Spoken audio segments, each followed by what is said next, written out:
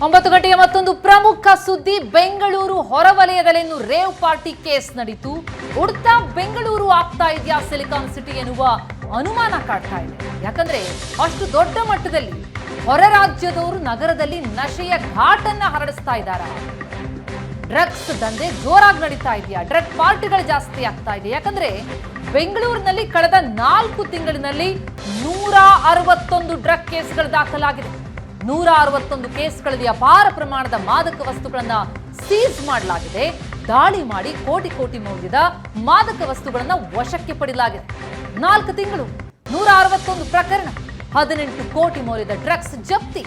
ಇದು ಜನವರಿಯಿಂದ ಏಪ್ರಿಲ್ ಅಂತ್ಯಕ್ಕೆ ಕೇವಲ 3-4 ತಿಂಗಳಿನಲ್ಲೇ ಈ ರೀತಿ 161 ಡ್ರಗ್ಸ್ ಪ್ರಕರಣಗಳು ಸಿಗುತ್ತೆ ಅಂತಂದ್ರೆ ಲೆಕ್ಕ ಹಾಕಿ ಬೆಂಗಳೂರಿನ ಕತೆ ಏನಾಗ್ತಾ ಇದೆ. ದಂಧೆಯಲ್ಲಿ ಭಾಗಿಯಾಗಿದ್ದ 220 ಆರೋಪಿಗಳನ್ನ ಅರೆಸ್ಟ್ ಮಾಡಲಾಗಿದೆ. ಜನವರಿಯಿಂದ ಏಪ್ರಿಲ್ ವರೆಗೆನೆ 161 ಡ್ರಗ್ಸ್ ಕೇಸ್ಗಳು ದಾಖಲಾಗಿರುವಂತದ್ದು. 4 ತಿಂಗಳಿನಲ್ಲಿ ಈ ರೀತಿ 161 ಕೇಸ್ ದಾಖಲಾಗುತ್ತೆ ಅಂತಂದ್ರೆ ಲೆಕ್ಕ ಹಾಕಿ ಬೆಂಗಳೂರಿನ ಕತೆ ಏನಾಗ್ತಾ ಇದೆ. ನಶೆಯ ಘಾಟು ಏರ್ತಾ ಇದೆಯಾ? ಹಾಗಿದ್ರೆ ಬೆಂಗಳೂರಿನಲ್ಲಿ ಉಡ್ತಾ ಬೆಂಗಳೂರು ಆಗ್ತಾ ಇದೆಯಾ? ಹೊರ ರಾಜ್ಯದವರು ನಗರದಲ್ಲಿ ನಶೆಯ ಘಾಟನ್ನ ಹರಡಿಸ್ತಾ ಇದ್ದಾರಾ? ಯಾಕಂದ್ರೆ ವಶಕ್ಕೆ ಸಿಕ್ಕವರಲ್ಲಿ ಹಲವರು ಹೊರ ರಾಜ್ಯದವರು, ಆ ಪಾರ್ಟಿಗಳನ್ನ ಆಯೋಜನೆ ಮಾಡಿದಂಥವರು ಹೊರ ರಾಜ್ಯದವರು. 416 ಕೆಜಿ ಗಾಂಜಾ ಸೀಸ್ ಆದಂತಹ ಮಾದಕ ವಸ್ತುಗಳಲ್ಲಿ ಸಿಕ್ಕಿರೋದು. ಪೆಡ್ಲರ್, ಡ್ರಗ್ಸ್ ಮಾರಾಟಗಾರರ ಮಾತ್ರ ಬಂಧನ ಆಗಿದೆ. ಪಾರ್ಟಿಯಲ್ಲಿ ಭಾಗವಹಿಸಿದಂಥವ್ರನ್ನ ಹಾಗಿದ್ರೆ ಹಾಗೆ ಬಿಡ್ಲಾಗ್ತಾ ಇದೆಯಾ?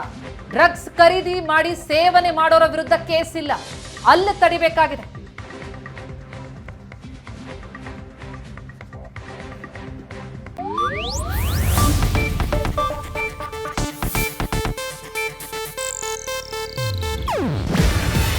ಇದು ಏಷ್ಯಾನೆಟ್ ನ್ಯೂಸ್ ನೆಟ್ವರ್ಕ್ ಪ್ರಸ್ತುತಿ.